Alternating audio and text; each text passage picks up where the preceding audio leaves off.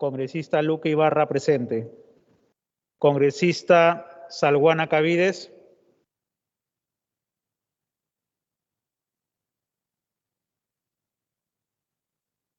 Congresista Salguana Cavides.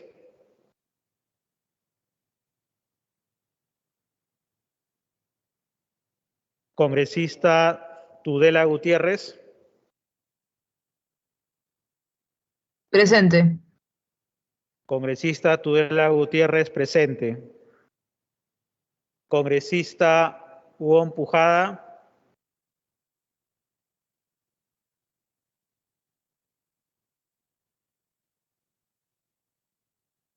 Congresista Huón Pujada.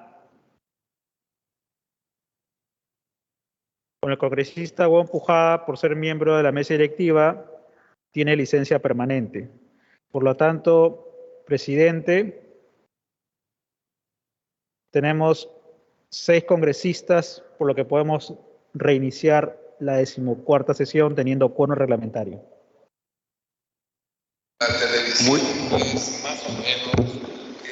Muy bien, muchas gracias. Con el quórum reglamentario, siendo las 4 de la tarde, damos por reiniciar las entrevistas y disponemos que el señor secretario haga pasar los postulantes que estuvieran en... La televisión, como decía yo, tiene más o menos medio siglo y el Internet es un reciente y poderoso recién llegado. El gran divisor, en mi opinión, está la gran divisor.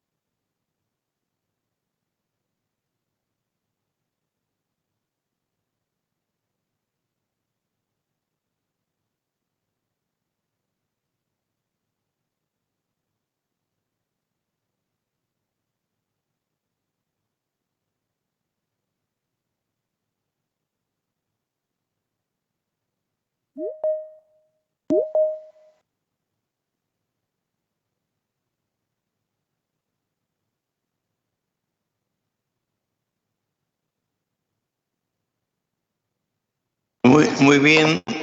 Esta tarde vamos a dar la bienvenida a la doctora Yolanda Gallegos Canales.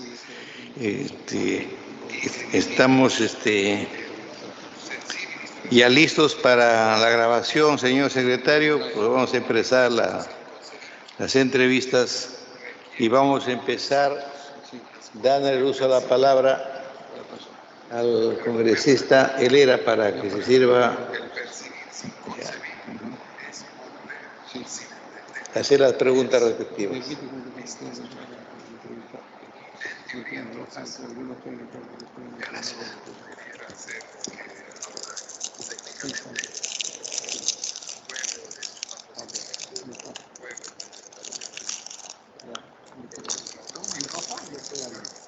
Puedo hablar. Oiga, Wilmer, ¿estás listo para que haga las preguntas? Abre.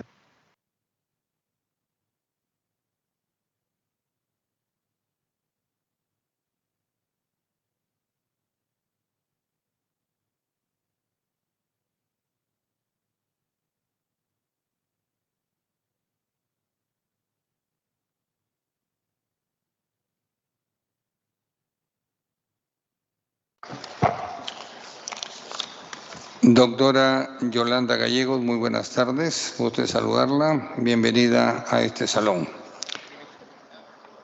Se habrá enterado hace unos días de un video entre una pelea entre dos jueces. Un juez de Bagua con una jueza de Bagua en pleno trabajo de entrevista oral. Uno de ellos, que es el varón, le dice a la jueza dama: has aceptado el cargo sin saber leer ni escribir. ¿Cómo lo considera usted esto? ¿Es un agravio de violencia? ¿Es un agravio a la mujer? ¿Daña la imagen del Poder Judicial?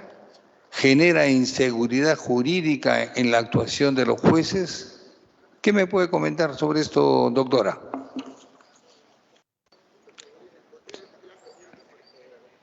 Prenda su micro, por favor.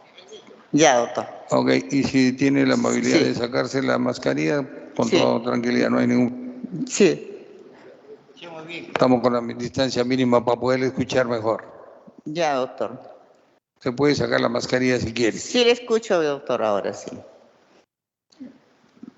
No sé, le pedí al doctor si me podría repetir la pregunta, doctor. La pregunta sobre lo que le he comentado. ¿No ha visto ese video? Sí, no lo he escuchado, sí. ¿No lo ha visto el video? Sí, Si no lo ha visto el video, realmente es entre dos jueces en Bagua, y ahí el juez, que es el juez superior, le dice a la otra jueza: has aceptado el cargo sin saber leer ni escribir, y parece que este es un agravio a la mujer, o le daña la imagen al Poder Judicial, o crea una inseguridad jurídica en la actuación de los jueces. ¿Cuál es su opinión respecto a lo que le estoy comentando, en vista que no ha visto ese video que se ha difundido por todos los noticieros del Perú? pese a no haberlo visto, doctor, el video, pienso yo que el Poder Judicial, ante ese aspecto, se requiere una reforma judicial, ¿no? Una reforma judicial para que la justicia llegue a todos los rincones del país, para lo cual se requiere, pues, contar con un buen presupuesto y tener jueces capacitados para que puedan llegar a todos esos caseríos y a esos lugares alejados de la capital, ¿no, doctor?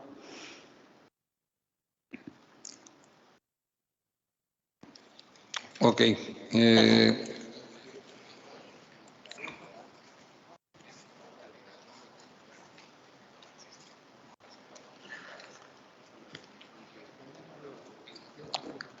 Doctora, ¿nos puede definir usted qué es la institución jurídica del asilo político?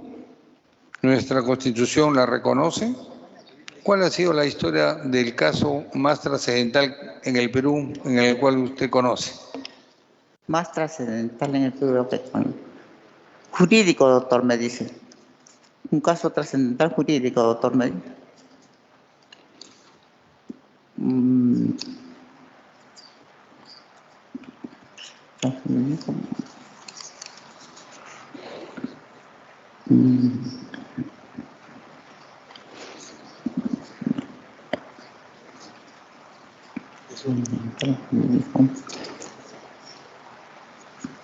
Ok, Gracias, doctora.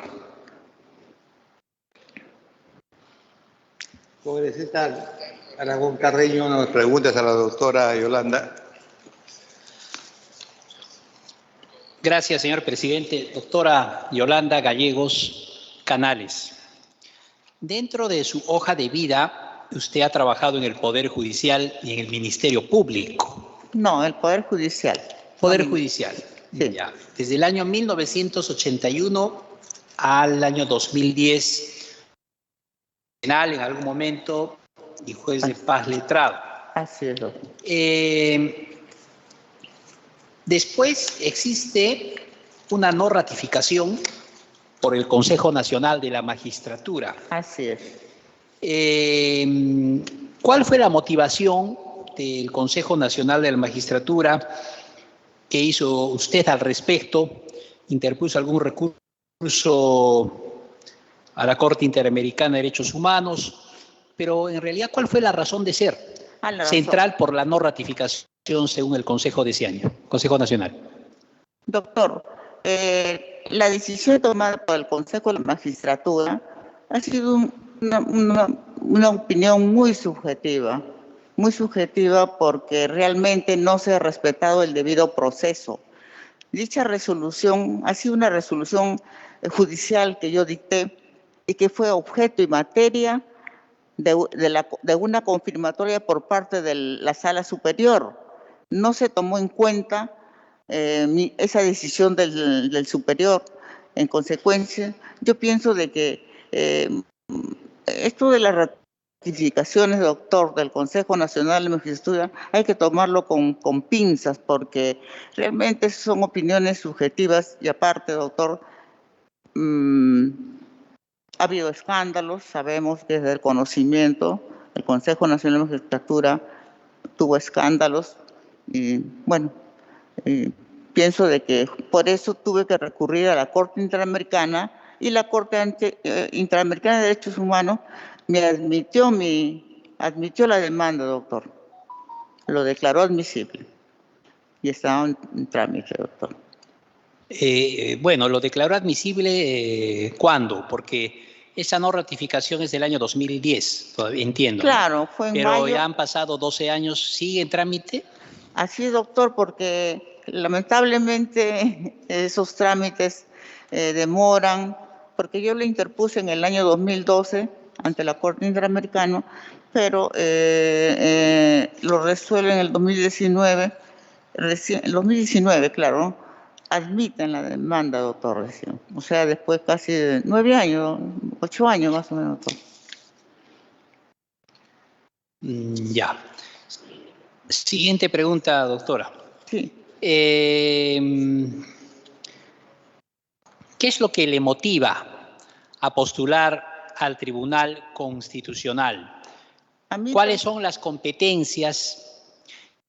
Uno, ¿qué es lo que le motiva a postular al TC? Dos, ¿cuáles son las competencias que hacen los magistrados del Tribunal Constitucional en caso usted fuese designada? ¿Competencias constitucionales, legales? ¿Cuáles son?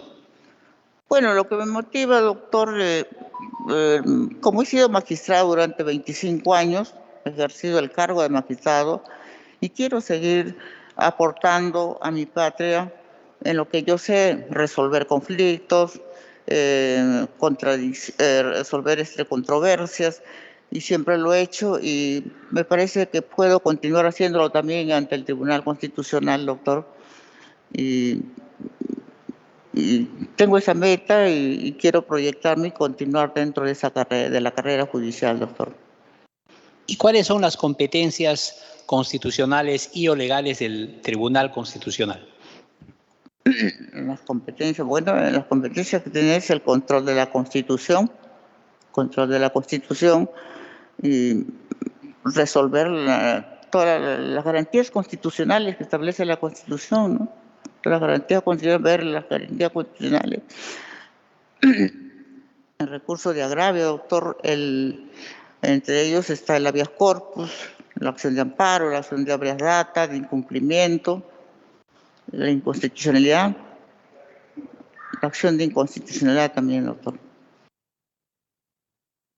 Doctora, si usted tendría que hacer una reforma, presentar un proyecto de reforma respecto de la Constitución Política del Estado, ¿qué proyecto de reforma constitucional presentaría? ¿No? Nuestra Constitución tiene 6 títulos, 26 capítulos, etcétera, pero necesita reformas. De ser el caso, ¿cuáles presentaría usted? En las reformas podrían ser, doctor, lo más urgente en el sector salud, podría ser.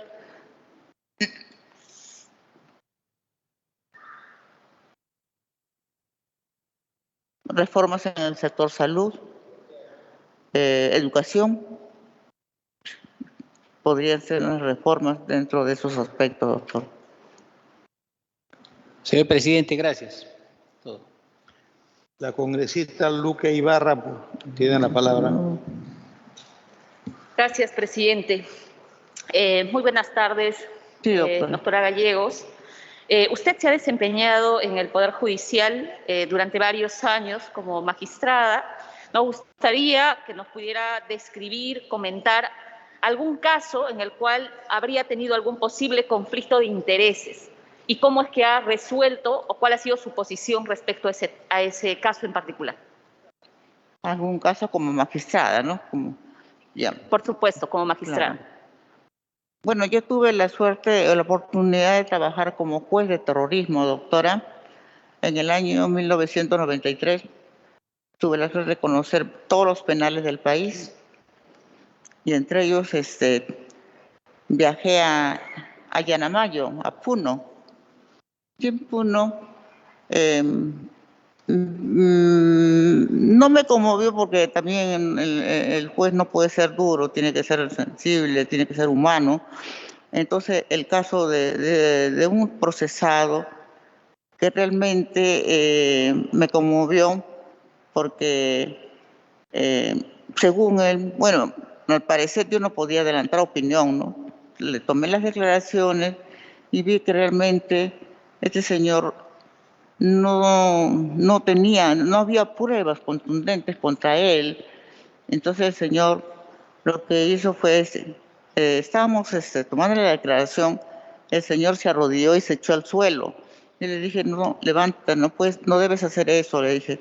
Entonces se levantó, pero como yo no sentenciaba en esos casos, sino solamente me mandaban tomar declaraciones. Eso fue lo que tal vez me conmovió un poco en mi carrera como magistrado. Pues.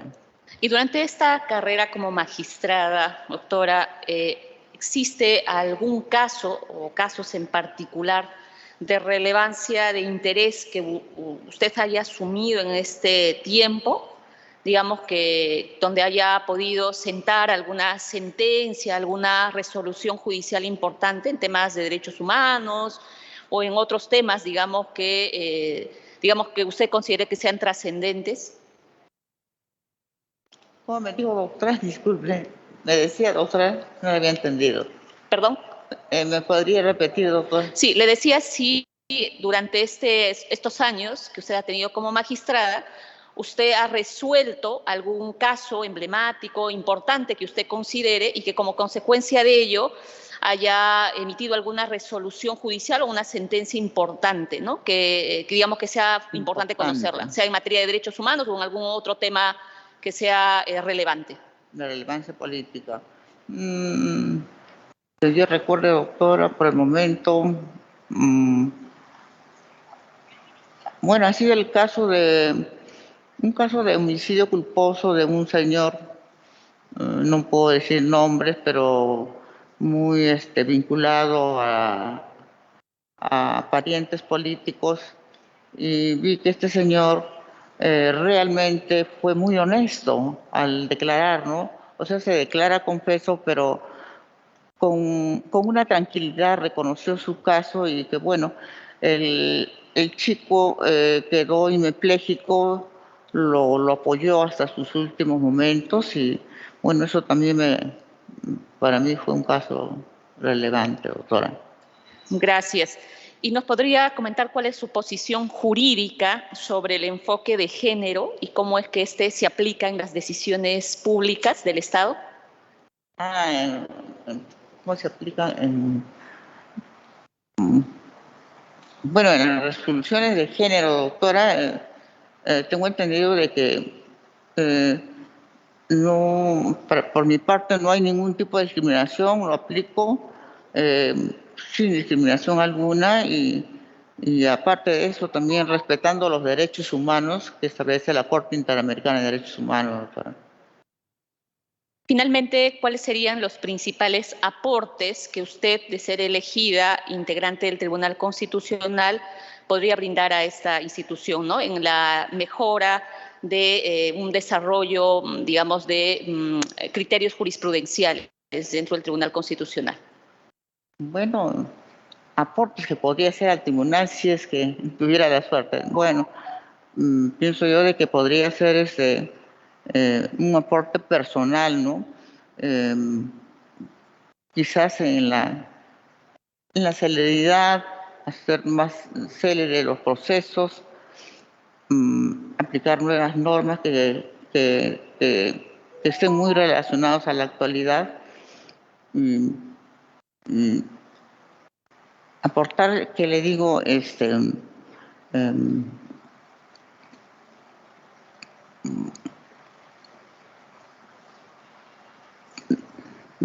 todas las innovaciones, las modificatorias que se puedan dar dentro del aspecto constitucional, doctora. Hacerlo dentro del plazo, en el plazo que le digo 6 meses, medio año tal vez, y que, bueno, y tratar de convencer a mis colegas que también puedan compartir ese criterio, ¿no? Podría ser. Listo, muchas gracias. He concluido, presidente. Le corresponde el turno al congresista Montoya para que pueda No, doctor Monroy. preguntar a la doctora Yolanda lo que crea conveniente. Buenas tardes, doctora. Doctor, buenas tardes. Le voy a hacer una pregunta que no tiene que ver con los organismos existentes, pero que sí, como de manera conceptual, me interesaría conocer su opinión. ¿Qué opina del llamado Consejo de Estado? ¿Cree usted que es una organización que debe crearse o cree más bien que es una organización que no debe existir? El Consejo de Estado. Ay, sí.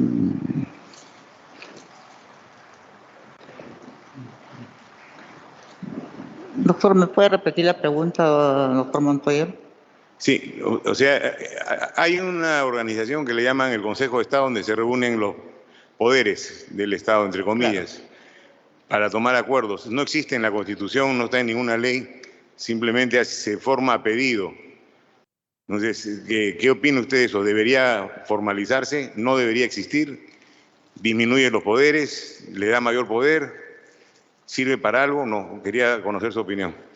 Bueno, debería formalizarse como un organismo público, doctor.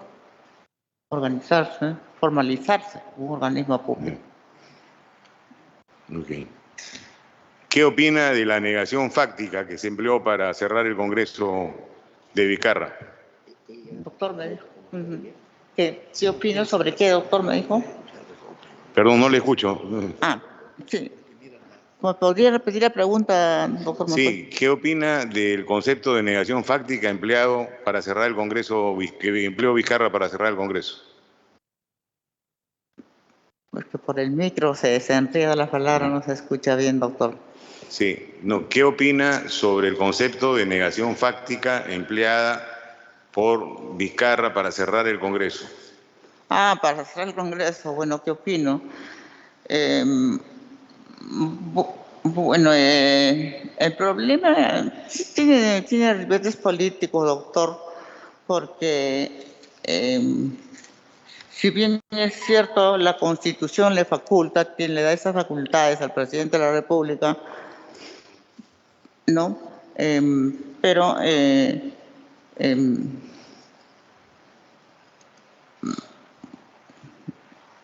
me parece que bueno, si el señor Vizcarra cerró el Congreso, lo hizo y tuvo que, como establece la Constitución, convocar inmediatamente elecciones, ¿no? Convocar elecciones de lo que ha hecho el señor Vizcarra, ¿no? Gracias, doctora. No hay más preguntas. Ya. Congresista Nano García, por favor.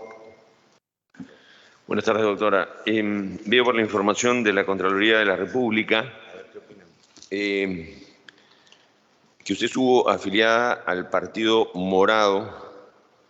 ¿Puede contarnos un poco su decisión de afiliarse? Que claro que es respetable, pero contarnos un poco por qué se afilió, pero por qué se desafilió luego. Gracias. Sí, yo era simpatizante, asistía a las reuniones, doctora, pero eso ha sido esporádicamente. Pero cuando ellos me propusieron, en un principio me pusieron una curul congresal, pero después me pasan un mensaje, un WhatsApp y me dicen que usted no está comprendida en el PROC, en consecuencia usted no puede participar y no se le puede considerar para una curul congresal. Entonces, bueno, dije, pero ¿qué hago yo acá?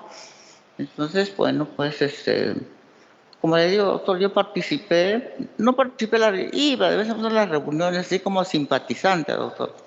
Pero después ya hice ante el Jurado Nacional de Elecciones, renuncié, porque ellos mismos me dijeron que no estaba comprendiendo el PROC y lo sentimos mucho.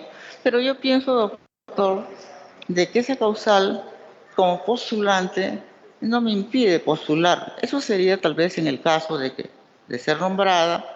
Yo creo que tenemos que tener una opción de 10 días para poder renunciar si pertenecemos a algún partido político, ¿no? Sí, claro, eso no hay duda. Hemos tenido acá además postulantes que militan actualmente. Usted renunció, hay gente que milita y que es respetable y al contrario, quizás también es bueno tener gente que tiene una mirada política partidaria. Eso no es ningún detrimento. Ha habido extraordinarios jueces en varios países del mundo con militancias políticas conocidas. No, yo soy simpatizante, militante activa, no, doctor. Bien, usted ha sido juez muchos años, veo que su experiencia está casi restringida a ello. ¿Puede contarnos de algún caso en el que usted sintió no conflictos de interés, pero sí una conflictividad moral al momento de tomar una decisión, algo que le fue complicado o difícil? Bueno, eso ha sido en un caso que tuve como juez penal, porque yo recién a mí me nombran en el año 64, hasta el 2010 que me desempeñé como juez de primera instancia, juez de paz titular 2 años, pero el resto de los años ya lo pasé como juez provisional, doctor. En ese caso tuve un caso en el cual tuve que aplicar el control difuso de la Constitución en el caso de un procesado de la Marina, por supuesto, obvio el nombre, no por favorecer, simplemente analicé que no había dolo en su actuar, no había esa intención de herir o matar a esta persona que era su cuñado. Entonces, yo dije, acá no hay, entonces aplique el control difuso de la Constitución. Eso fue un caso para mí interesante. Y la Corte lo confirmó, ¿Y cómo sustentó usted el control difuso en ese caso? En el caso mío, el control difuso, aplicando ¿Cómo lo sustentó en ese caso, no? Sí, ahí apliqué este control difuso, doctor, ¿no? Tomando en cuenta la ley de rango superior que era la Constitución, ante una norma menor, ¿no? Ante una norma menor. Bien, gracias, presidente. Muchas gracias. No sé si está en la plataforma la congresista Tudela, podría intervenir. Muy buenas buenas tardes a todos.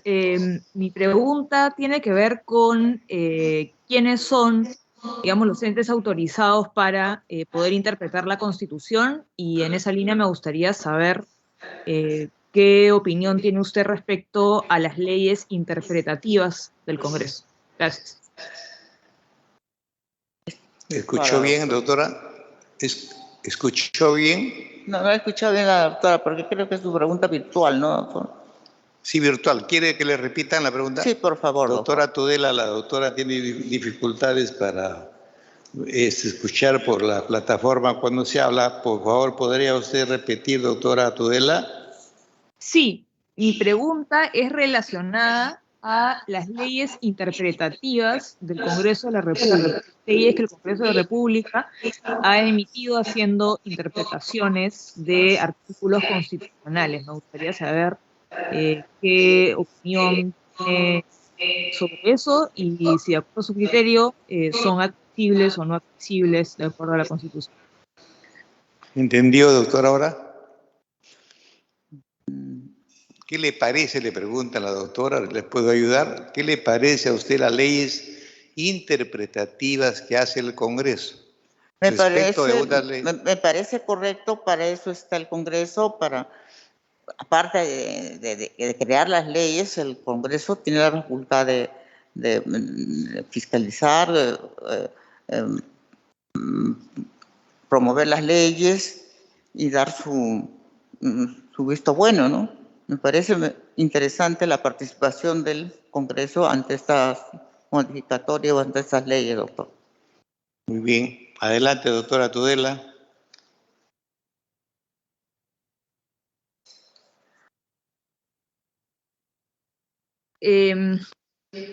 Durante los últimos meses ha surgido un debate en torno a si el Ejecutivo puede modificar la ley de presupuesto vía decreto de urgencia, ¿no? Aprobando transferencias de partidas, créditos suplementarios. Me gustaría su análisis respecto a eso. ¿Escuchó, doctora? Su respuesta. Sí, no sé si la doctora tuviera la gentileza de repetirme la pregunta, doctor. Vuelva a repetir la pregunta, doctora Tudela. La entrevistada no escucha. Sí, me gustaría saber cuál es su análisis respecto al debate que hemos conocido durante estos últimos meses a raíz de aprobado modificaciones a la ley de presupuesto a través de créditos suplementarios, transferencias de partidas y decreto de urgencia. A ver si ella considera que esto se ajusta a la Constitución, es decir, si el Ejecutivo puede o no puede modificar la ley de presupuesto a través de urgencia. Sí.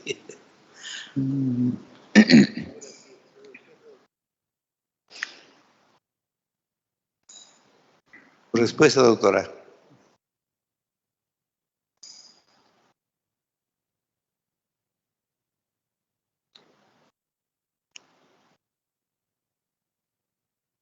Otra pregunta, doctora Tudela, no contesta la entrevistada. No, eso es todo. Muchas gracias.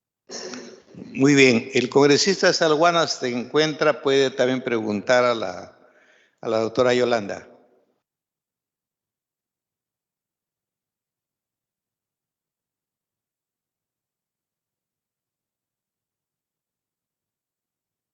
Ya está con licencia, creo, ¿no? Está con permiso. Sí, no está en la plataforma el doctor Salguana. Muy bien, le voy a preguntar yo, aquí estamos cerca para... Bien, doctor. Veo, como decía, su currículo, está trabajando para el Poder Judicial muchos años, y ahí se discute mucho, pues, las teorías. Usted estaba en lo penal, creo, ¿no? Sí, doctor. Habrá usted escuchado mucho de Jacob, de Roxin, ¿no? Para la sentencia que se hace en la Corte Suprema. ¿Qué le parece esos filósofos del derecho? ¿Han aportado realmente o no aportan nada para la solución de los problemas peruanos? ¿La Corte Suprema me dice, doctor? Sí, en general, sabe que la Corte de Lima, por ejemplo, sentenció, recuerda, a Javier Guzmán, ¿cierto? Por supuesto, claro, que se ve eso a través de Ahí le aplicaron la teoría de Roxin. claro, a través de la jurisprudencia. Entonces, ¿qué le parece esas doctrinas extranjeras? ¿Se pueden aplicar así nomás o no da mucho beneficio?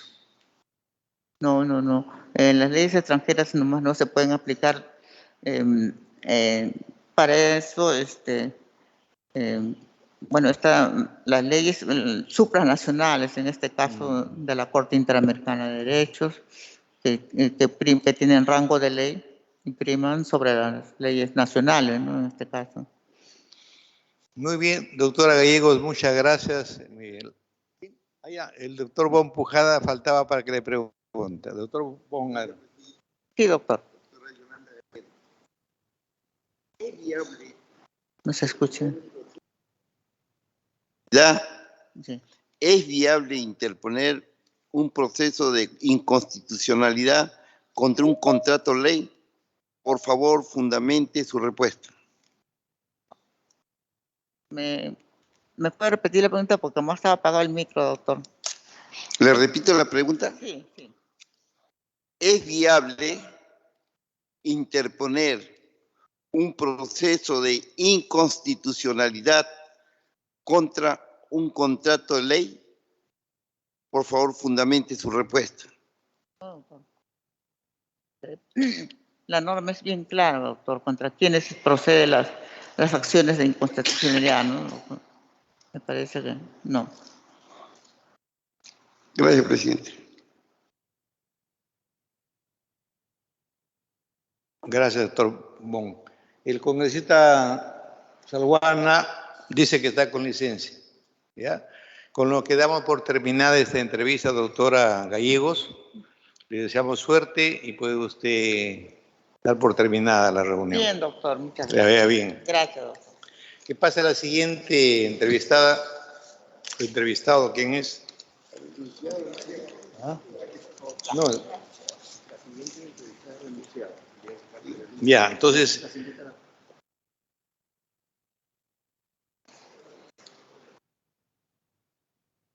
Vamos a dar cuenta de la renuncia de la postulante y no a veces da lectura la parte de. Tengo el grado de dirigirme a usted de frente, señor secretario.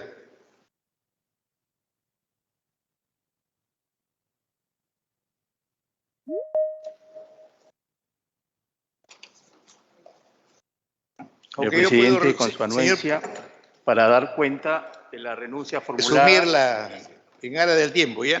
Sí. Aquí la Evelia, señora Fátima Rosalina Castro Áviles, con DNI que se consigna, se dirige al presidente de la comisión, indicando su decisión de no continuar en el proceso de concurso.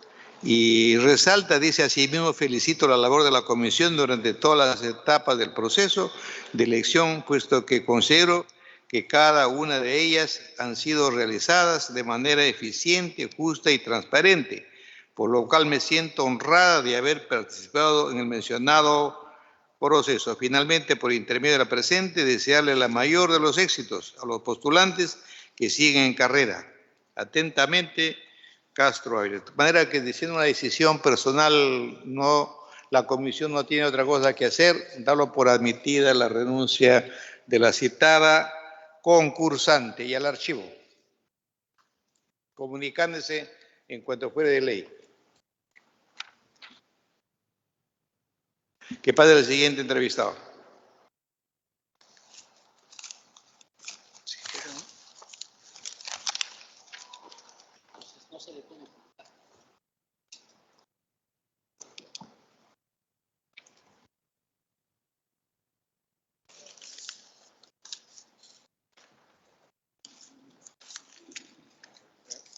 Yolandita está sorda.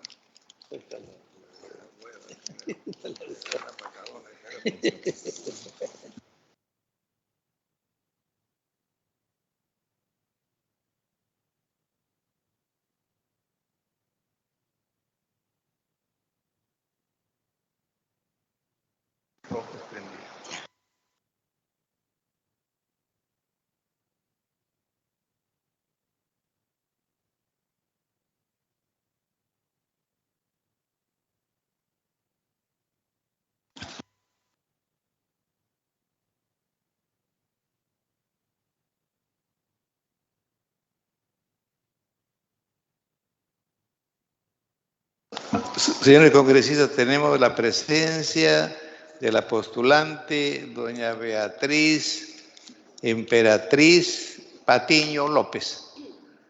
Siéntase cómoda, doctora, para que empecemos con la entrevista, ¿ya? Cedo la palabra al congresista Montoya para que tenga bien formularle las preguntas que él crea pertinentes. Buenas tardes, doctora. Quisiera que nos señor. explique en sus palabras cuál ha sido el currículo que tiene usted, que ostenta de estudios y de trabajo hasta este momento.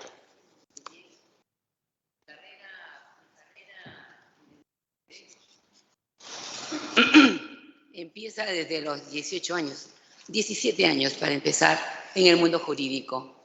Ingresé a trabajar en el Poder Judicial a los 17 años por concurso público. Asumí el cargo de auxiliar judicial y a los 18 años postulé como secretaria de juzgado por concurso público. Salí en segundo puesto y asumí a los 18 años el cargo de secretaria de juzgado hasta el momento que me recibí de abogada y tomé la decisión de ejercer la profesión, porque consideraba que ser abogado es eso, el ejercicio de la profesión. Renuncié, aperturé mi oficina. En el plazo de 5 años fui convocada por la Corte Superior de Justicia como especialista en el campo de Derecho del Trabajo. Y me convocan para una plaza en los juzgados laborales. He asumido el cargo de juez especializado de trabajo supernumerario. En aquella época le decían suplente. Invitada por el presidente de la Corte Superior de Justicia, el doctor Ibaceta Merino, en razón a mi especialidad y en la experiencia que había yo adquirido durante el tiempo que venía prestando servicios en el Poder Judicial como secretaria de juzgado. El tiempo que he estado en el Poder Judicial ha sido de manera no constante, porque he postulado a la Corte a través del Consejo Nacional de la Magistratura como magistrado. Lamentablemente gané el concurso y al momento que voy a recibir mi diploma me dicen que hay un empate. Me quedé sorprendida totalmente y resultó que cuando fui a conversar, porque es sorprendente que me digan que ha habido un empate, resultó que tenía que primeramente haber ido a conversar con los magistrados para que no suceda esos hechos. Hecho lamentable, definitivamente, sorprendente de cómo se ha venido manejando el Tribunal Constitucional, el Consejo Nacional de la Magistratura en esa época, de la cual fui yo parte afectada en ese concurso. No me presenté después, señor magistrado, no obstante que había ganado la plaza. Obviamente se lo dieron al magistrado que dentro de un año lo sacaron por corrupción. Fue en el juzgado mixto de La Molina. Mi vida la continué dentro del mundo jurídico en el ejercicio de la profesión, con estudio abierto. He venido ejerciendo la defensa por mucho tiempo. Y en la judicatura, cada vez que me convocaban, he estado 7 años, 6 años, casi 7 años en la judicatura laboral y he asumido encargos de comisiones, como por ejemplo la carga laboral era inmensa y uno de los puntos cruciales justamente del retardo de la Administración de Justicia en la vía laboral era la carga de peritaje. Todos los expedientes pasaban al área de pericia y la pericia se demoraba pues 1, 2, 3, 4, 5 años. ¿Qué pasó? El presidente tuvo la amable decisión de convocar a magistrados conocedores del campo para que podamos hacer la reducción de esa área. Y así fui parte conjuntamente con otra colega de la reducción de esa carga y dirigimos todo ese balance y dejamos prácticamente carga cero en los juzgados laborales. El tiempo pasó, he seguido en la judicatura hasta que fui convocada para trabajar en el Tribunal Constitucional justamente por la especialidad que tenía, es abogada laboralista. Y bueno, he trabajado en el Tribunal Constitucional durante 7 años.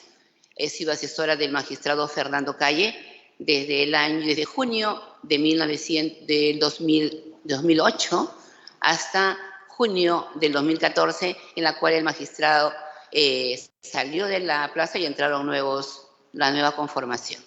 He continuado dentro de mi carrera jurisdiccional, en este caso ya no jurisdiccional, sino en el ejercicio de la profesión. Tengo mi estudio en la defensa en el campo laboral constitucional, asesoro a algunas empresas y en la docencia universitaria, que la vengo haciendo desde el año 1991. Apenas me recibí de abogada, fui docente en la Universidad Villarreal. Por embarazo tuve que dejarlo y la docencia la he continuado. Me he preparado, soy especialista en Derecho Constitucional, tengo maestrías en Derecho del Trabajo, que lo hice en el año 91, tengo maestría en doctorado en Derecho, que no lo culminé en Garcilaso, lo culminé con un convenio que hizo el Colegio de Abogados con una universidad y salió elegida a las peruanas. Ahí culminé mi maestría en Derecho Constitucional y el doctorado en Derecho. Bueno, continúo estudiando, estoy ahorita siguiendo unos cursos internacionales y bueno, eso es mi mundo jurídico, señor congresista. Gracias, doctora. Quería hacerle una pregunta de un organismo que no existe en el Estado, pero se convoca a veces, el Consejo de Estado.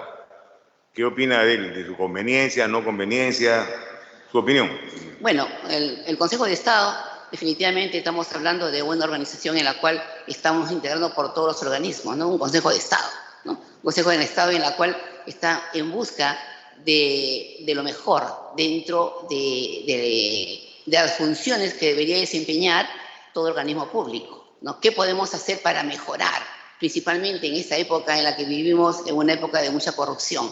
¿Qué hacemos para poder salir de este flagelo que está malogrando a todas las instituciones públicas, de las cuales nosotros mismos creo que lo hemos experimentado en muchos aspectos, ¿no? Entonces, considero que el Consejo de Estado es importante dentro de una organización, muy al margen de contar con un Tribunal Constitucional, que es el órgano de control de la Constitución, que es el que va a poder dar la interpretación de todas las decisiones que inclusive el Consejo de Estado lo puede tener y que puede consultar a un órgano que en estos momentos no se da. Hemos visto que el Tribunal Constitucional es un ente tan importante, pero lamentablemente no tiene todas las facultades como las tiene Chile, como las tiene Bolivia, como las tiene Uruguay, ¿no? En las cuales también se puede recurrir al tribunal para que puedan dar una opinión al respecto y no esperar que sea a través de una acción de inconstitucionalidad para que así se pueda tomar una decisión por parte del Tribunal Constitucional. Gracias, doctora. No hay más preguntas. Doctor Nano García. Buenas tardes, doctora. En varias de las entrevistas que hemos tenido, hemos regresado de manera recurrente a la polémica y a las diferentes posiciones en el derecho constitucional entre Kelsen y Carl Schmitt. No sé si usted las ha seguido. Me gustaría escuchar un poco su posición respecto o al positivismo kelseniano o a las teorías del soberano en la Constitución de Schmitt. Perfecto. Hablar de Kelsen, que yo fui una de las grandes admiradoras de Kelsen. Yo vengo desde el mundo positivista negro, ¿no? He sido secretaria de juzgado en la época del positivismo completo, ¿no? Donde como magistrado tenía que cumplir las decisiones de lo que dice la norma, algo que yo no compartía porque teníamos una constitución. Siempre fue mi cuestionamiento eso. Mis sentencias como juez, mis sentencias llegaban al superior y el superior me las devolvía porque decía que yo no había cumplido con la norma y yo le respondía que la norma dice esto, pero si nosotros la comparamos con la Constitución dice otra cosa. Por lo tanto, mi interpretación en calidad de magistrado independiente y autónoma, tengo la facultad de poder elaborar mis sentencias. Disculpe.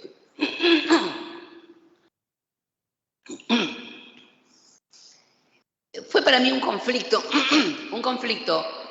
tomar decisiones y en las cuales los magistrados consideraban pues, que yo era una magistrado rebelde. ¿Por qué? Porque mis decisiones se sujetaban a la posición constitucional y no a la ley. Justamente estábamos en ese trance. Kelsen, extraordinario jurista, un filósofo maravilloso, pero el problema que es positivista neto. El problema que maravilloso fue su posición. El problema es que si nos vamos a ver los resultados de esa posición filosófica de Kelsen, nos lleva pues a lo que hemos tenido pues en el gobierno nazi, ¿no? Porque era un país supuestamente legal, ¿no? Lo que estaban haciendo, pero injusto. Viene el neoconstitucionalismo, ¿no? Nos vamos ya a la época en la cual Ronald Alexis, ¿no? Habermas, ¿no? Estamos hablando de Ferrajoli, que también había una posición casi contradictoria, pero no.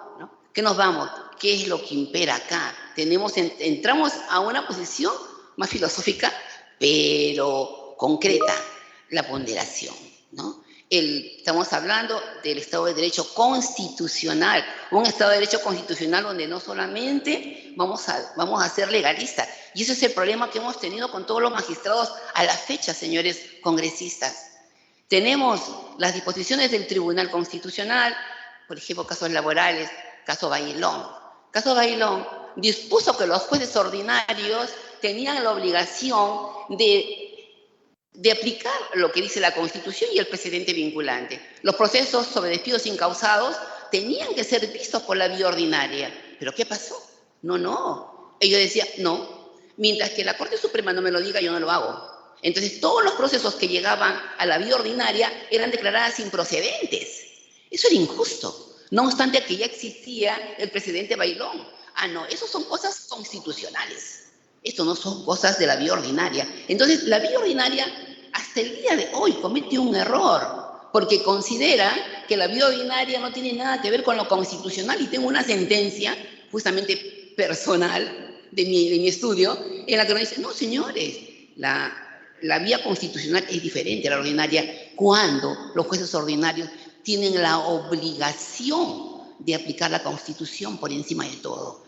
No, tenemos que aplicar control difuso. Perfecto, aplicamos control difuso, pero acá tienen ellos una barrera. Tenemos que pasar en consulta a la Suprema, ¿no es cierto? Entonces, y acá se olvidan de algo, que nosotros también podemos aplicar el principio de lo que es el control de convencionalidad. Si yo aplico el control de convencionalidad, porque somos parte de un organismo internacional, en este caso es parte de nuestro ordenamiento interno, la Convención Americana. Entonces, si es que yo aplico el control de convencionalidad, yo no tendría que aplicar lo que es el control difuso, ¿no? Entonces, aterrizando a la pregunta, el congresista enano, efectivamente, Kelsen varió de posición, Kelsen no se quedó con la posición inicial, Kelsen cambió de posición y tomó en consideración que los principios son primordiales que las reglas. Las reglas, perfecto, es la que los congresistas emiten a través de sus disposiciones, pero los principios los tenemos plasmados en la Constitución Política del Estado, y es la que se debe respetar. Gracias, doctora. Revisando la información que nos transmite, que nos dio la Contraloría, observo que usted fue asesora de magistrado y acá dice modalidad de contratación, locación de servicio, contrato CAS. Se ordenó inscribir en planillas del TC haciéndose merecedora que se levante acta de infracción en su contra.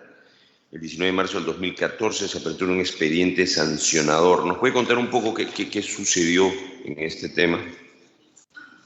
Le cuento, yo estoy postulando a una plaza del Tribunal Constitucional y considero que el Tribunal Constitucional es el órgano de interpretación y de control y de respeto de la Constitución. Sin embargo, nos encontramos que un Tribunal Constitucional es el primer vulnerador de derechos. Y eso me pasó conmigo.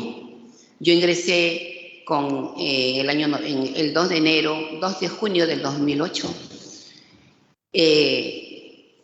con un contrato de locación de servicios. Cuando entramos con un contrato de locación de servicios, estamos hablando, pues, es un contrato que no existe, es un contrato nulo. Si es un contrato nulo, el contrato se convierte en indeterminado. sea que definitivamente por ley, ¿no? Aplicación artículo 4 del texto único ordenado de la Ley de Productividad y Competitividad Laboral. Artículo 4, no hay nada que hacer. En toda relación laboral, donde el trabajador esté de manera dependiente y subordinada, estamos frente a un contrato de trabajo. ¿Qué sucedió aquí? Pasó el tiempo, el año 2009, estuve después del CAS, después de la ocasión de servicio pasé a CAS. He trabajado en el mismo cargo como asesora de magistrado desde el momento que ingresé. En el año 2010 me contratan como ya con un trabajo indeterminado, ¿no? Un contrato de trabajo. Y sigo en las mismas funciones. Entonces, hubo concurso público interno, yo me presenté. Lamentablemente, como mi nombre no estaba apoyado por nadie, no podía ser parte. Yo fui a hablar con el presidente del tribunal y dije, doctor, yo tengo ya 5 años trabajando acá y corresponde que me den la plaza. Y me dice, doctora, en primer lugar, el tribunal es tierra de nadie. Acá se hace lo que los magistrados decimos y decidimos. Ah, perfecto, doctor. Segundo, doctora, sus decisiones con relación al magistrado Calle, todos son en contra de nosotros y no a favor de nosotros. Discúlpeme, señor magistrado, las decisiones son como son. Las decisiones se resuelven conforme a ley y a la Constitución, no a lo que dice el magistrado, ¿no? El magistrado es el magistrado. Yo le pongo a disposición y el magistrado toma en cuenta y dice, ok, doctora, así es. Ahora que los demás magistrados no estén de acuerdo, lamentablemente, ¿yo qué puedo hacer? Esta es la forma, esta es la decisión como asesora. Yo soy asesora. Yo no soy un asistente, yo soy asesora. Y pongo las cosas conforme deberían ser. Y simple y llanamente, el concurso público salí en segundo puesto y no tomé la plaza. Entonces, hice yo, como todo abogado, que el Ministerio de Trabajo se apersone al Ministerio, al juzgado, al tribunal, hizo la constatación y verificó que efectivamente mi contrato era a plazo indeterminado y que me deberían inscribir en planillas. El Tribunal Constitucional simple y llanamente dijo, no te vamos a poner, y lo que hizo es cesarme, me cesó. Entonces ya no había, llegamos hasta el Tribunal de Servicio Civil, el Tribunal de Servicio Civil me dio la razón, y que dijo el tribunal, lamentablemente, como ya usted está fuera del cargo, ya no podemos solicitar que le inscriban en planillas. Así fue, señores magistrados. Así fue el tema de la que usted me está preguntando. Y la decisión del Ministerio de Trabajo fue inscribirme en planillas. Bueno, Dios habrá permitido que no sea parte, continúe como asesora. Ahora estoy postulando al Tribunal Constitucional con toda la labor y el amor del mundo de querer hacer justicia donde no lo hay. Gracias, presidente. Damos la palabra a la congresista Tudela, que tiene una urgencia. Adelante, doctora Tudela. Muchas gracias, presidente. Buenas tardes a todos. Mi pregunta va en relación al capítulo económico de la Constitución. Me gustaría saber si usted, digamos, tiene mapeada alguna sentencia reciente de los últimos días del Tribunal Constitucional relativa al capítulo económico que le haya llamado la atención, ya sea positiva o negativa. Bueno, las sentencias del tribunal en la parte económica son varias. Una de las últimas, usted me pregunta una de las últimas, no las podría yo en este momento responder, pero que se han presentado, que se han pronunciado de manera económica, han sido varias, en las cuales considero que no son las adecuadas, ¿no? El Congreso tiene sus facultades, el tribunal tiene sus facultades y no puede sobrepasar los límites más de una interpretación que él puede dar respecto a estas decisiones.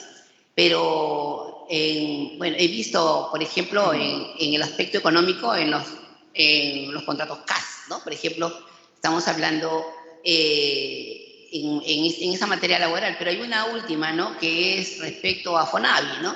En el caso Fonavi también se han pronunciado respecto a la parte económica. ¿Qué pasará si es que estos trabajadores o si estas personas puedan asumir o decidir respecto al retiro de su dinero, cómo quedará el Estado respecto a este punto, ¿no?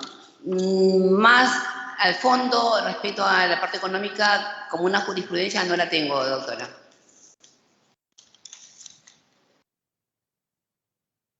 Ok.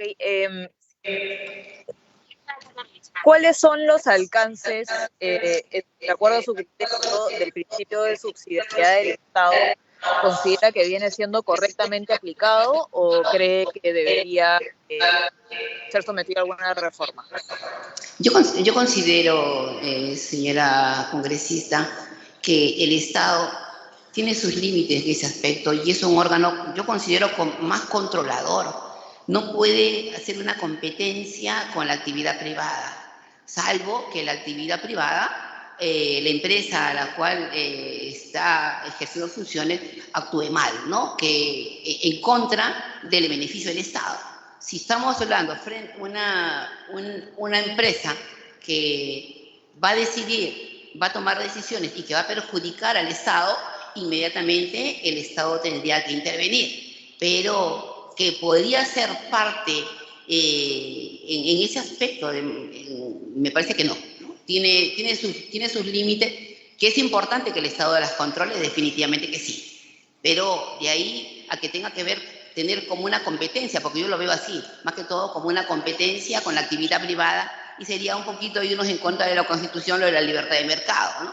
La libertad de mercado te permite que todas las empresas puedan tener acceso a venir al Estado peruano, a poder invertir, pero lamentablemente, si es que el Estado quiere asumir toda esa posición, podría ser perjudicial. Considero, ya hemos tenido experiencia, creo, ¿no? Petroperú y otras empresas del Estado que no han sido de mayor beneficio para el Perú, razón por la cual pues, se dio la libertad de empresa, ¿no? La Constitución no fue buena, la Constitución del 93, perfectamente, yo sí estoy de acuerdo con la parte económica de la Constitución, de que le dan la libertad de empresa para que tengamos acceso, ¿no? De un libre mercado.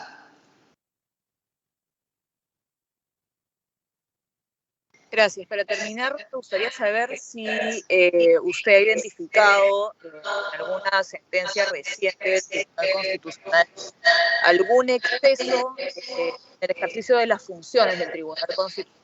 Esto en relación a los límites funcionales del tribunal. ¿Considera usted que en algún caso el tribunal ha ejercido la función de órgano de control de la constitucionalidad y ha ejercido un rol también de legislador?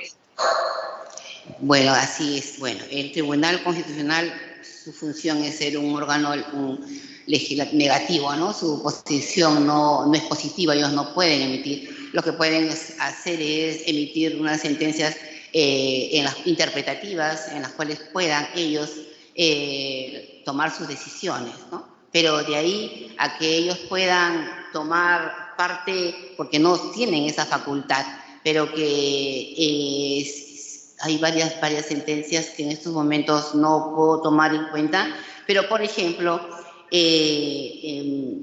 es un punto, por ejemplo, el caso de, si podríamos similarlo, ¿no?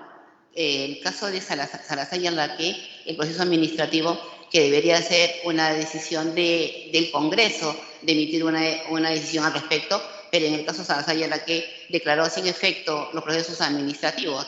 El control difuso ya no se pueden dar a través de los entes administrativos, cosa de que no es correcto. Para mí no es correcto, porque si nosotros estamos frente ahora a un proceso neoconstitucional donde todos tenemos la obligación de aplicar la Constitución, consecuentemente es obligación en este caso, de toda institución pública poder pronunciarse y aplicar el control difuso. Es cierto lo que dice la sentencia del tribunal, porque es una salida que ¿por qué se tiene que este precedente vinculante dejar sin efecto? Porque no tiene la calidad de jurisdiccional y porque no pueden ir en consulta al superior, esa posición, esa decisión debería ser modificada por la Constitución, por el Congreso. ¿Por qué? Porque no es posible que un magistrado, siendo autónomo, tenga que estar sujeta a la decisión de un superior. Consecuentemente, ese magistrado va a dirigir lo que la persona, en este caso el magistrado, tiene que tomar como posición. Para eso tenemos en la segunda instancia, ¿no? Bueno, gracias a Dios ahora tenemos lo que es el control de convencionalidad que le permite al magistrado, ¿no?, aplicarla, y ahí no va a tener ningún problema. No le van a exigir que ese expediente suba en consulta porque está aplicando un control de convencionalidad. Obviamente que esa decisión va a ser materia de revisión de su superior, ¿no?, por segunda instancia. Ok, muchas gracias. Muy bien, continuamos con la corresponde al congresista Helera que haga alguna pregunta que crea conveniente. Gracias, presidente. Muy buenas tardes, doctora Beatriz Patiño. Bienvenida por acá, por esta sala Raúl Porra Barrenechea. Estamos viviendo en el Perú ahorita un estado de violencia, un estado caótico. ¿Usted podría decir que este es un estado de insurgencia? Yo creo que no. Yo creo que estamos viviendo en una inseguridad jurídica. El hecho de no tener plasmados determinadas posiciones o determinados dictámenes a favor del pueblo nos está llevando a una situación como la que estamos viviendo en estos momentos. No tenemos disposiciones adecuadas, no tenemos normas adecuadas en estos momentos. Estamos pasando por una transición de ya 8 meses de un nuevo Congreso, de un presidente y nuevos congresistas, en la cual considero que lo que acá se necesita es tener mejores elementos en las instituciones públicas, en este caso los ministerios, para que puedan llevar y conducir a un adecuado arreglo. Porque toda la vida ha habido problemas, esto no es de ahorita, señor magistrado, señor congresista, toda la vida ha habido problemas, sino que hay que saberlo conducir. Y de repente la manera como lo que se está haciendo no es la adecuada. Yo considero aquí que bueno, el Poder Ejecutivo es el que está ahorita al mando de todo eso, porque los que están en la cancha peleando son derechos, son beneficios, ¿no? Beneficios que de repente ya están plasmados en una norma que no saben aplicarlas, ¿no?, o que no saben cómo dirigirlas. Entonces, aquí el problema es que los elementos que se nombren dentro de las instituciones públicas tengan la experiencia de vida con el fin de poder llevar esta a una conducción adecuada, ¿no? Soluciones inmediatas, obviamente. No solamente es el presidente de la República que tiene que ir, sino es el ministro los que deben acercarse para ver qué está pasando acá. Pero una cosita, si están ellos hablando, por ejemplo, problemas por decir, del alza de la gasolina, tenemos que ver qué soluciones le podemos dar a esto. No solamente es esperar, ¿no?, que cómo se encamine, ¿no?, la inseguridad jurídica. Acá tenemos mucha inseguridad jurídica y tenemos la cantidad de asaltos y robos que lo vemos a diario. ¿Qué está pasando acá? ¿Qué sucede acá? Lo que necesitamos, elementos idóneos que puedan conducir de una manera adecuada y no buscar confrontamientos, que eso es. Acá, Poder Ejecutivo, Poder Legislativo, debemos de estar unidos. Si no estamos unidos, no podemos lograr nada. Solamente buscamos pan para nuestro molino. Yo quiero esto para mí y quiero hacerte daño a ti, y eso no nos conviene a nadie porque el Estado se hunde. Unámonos y buscamos todos la solución para que lo que esté pasando ahorita no suceda más. Ahorita están haciendo saqueos y todo, pero como una insurgencia no la considero así. O sea, estamos en un estado de derecho en el cual estas exageraciones de protestas ya están lidiando con un delito. Por supuesto que sí. Yo considero que sí. No estamos en estado de insurgencia. No, para mí no. Ok.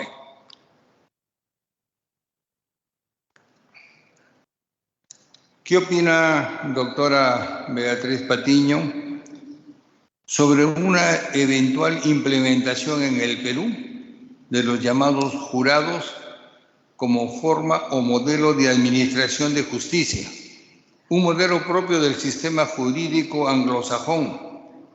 ¿Se requeriría un cambio constitucional? ¿Cómo podría darse su implementación? ¿Sería o no conveniente para nuestro país tener este sistema de jurados? Bueno, lo vimos en los Estados Unidos, acá no lo vemos, sería una implementación, algo nuevo, definitivamente. Sería cuestión primeramente de estudiar la factibilidad de esto. Tendríamos que ver qué personas van a entrar como jurados. No. Acá lo que primeramente debemos hacer, señor congresista, es cambiar la mentalidad de las personas desde abajo. Porque si nosotros hablamos de que voy a tener jurados, estos jurados, ¿quiénes lo van a elegir? Y si vamos a hablar de que los jurados también van a ser entes políticos, también las decisiones van a ser de manera política. Y eso es lo que nosotros tenemos que evitar, ¿no? La educación, el cambio de la estructura, siempre lo he dicho, y se lo digo de manera transparente como digo yo, para que nosotros tengamos un poder judicial justo y tenemos nuestras instituciones completamente idóneas, no corruptas, y le digo porque lo he experimentado, no corruptas, porque la mente ya está podrida, señores congresistas. Tenemos que cambiar de paradigma. Y me lo dijeron a mí en una oportunidad. Beatriz, si tú sigues con esa posición, pareces cachaco, pareces recta, es que es lo correcto. Yo no puedo dar, porque un amigo me viene a pedir un favor, le puedo dar el favor, de ninguna manera. Es lo que corresponde. Entonces, en este caso, ¿yo qué tengo que hacer? ¿No? Aplicar lo que es correcto. Beatriz, tienes que tú someterte a lo que es, ¿cómo que es? Ahorita la palabra se me ha ido, ¿no? Al sistema. Este es el sistema, Beatriz. Por favor, entiende. Lo que vas a hacer acá es que te van a apartar. ¿Por qué? Porque tú no te unes al sistema. Pues yo le dije, pues si me tienen que apartar porque no estoy en el sistema, me aparto. Perfecto, pero yo jamás entraré a la corrupción. Jamás. Digan lo que me digan. ¿Te quedas sin trabajo? No me importa. Soy abogada y siempre quedaré bien parada. Donde esté, seré abogada. Y lucharé por la justicia. Y lucharé y seguiré luchando por la justicia, como lo hago ahora en las Cortes. Lamentablemente, hago mis informes orales y es sorprendente las preguntas que hacen los magistrados y las decisiones que emiten. Es sorprendente. Yo moriré dentro de lo que es lo justo, señores magistrados. Y para mí, a la pregunta que usted dice, tendríamos que cambiar todo el pensamiento desde la niñez para tener unos jurados completamente adecuados. Ah, no, jurados que sean tienen un nombre que le dan a las personas que supuestamente son los mejores, ¿no? ¿Y por qué crees que son los mejores si no lees y buscas sus antecedentes? Busca sus antecedentes. ¿Qué crees que porque escribió un libro es el mejor? ¿Qué crees que porque dictó una cátedra es el mejor? Busca cómo es su corazón. No solamente vea su obra, porque también en obras son puras copias, y eso la conocemos. Como experiencia, le mando a mis alumnos, soy docente universitaria, le mando a mis alumnos a leer una obra y reviso la obra también yo, obviamente. Y esa obra era idéntica a un escritor francés. Escrito en francés, ¿no? Pero acá estaba con nombre peruano, ¿no? Lamentable. Aquí el peruano copia los libros. Soy magíster, soy doctor en Derecho. Así, ¿cuándo copiaste? A ver, propuesta. Cuando yo soy jurado, a mis alumnos les digo, a ver, dime tu tesis. ¿Qué dice tu tesis? ¿Qué estás proponiendo, mijo? ¿Qué estás proponiendo? Y las propuestas, no hay propuestas, me repite lo que dice el texto, es tesis. Y así vamos a encontrar, señores jurados, señores congresistas, vamos a encontrar en todos los que tienen y repiten, tengo doctorado, maestría, ¿cuánto has propuesto? ¿Cuánto tu propuesta ha cambiado el Estado? Ahí vamos. Ok, doctora, muy claro. Muchas gracias. No hay más preguntas.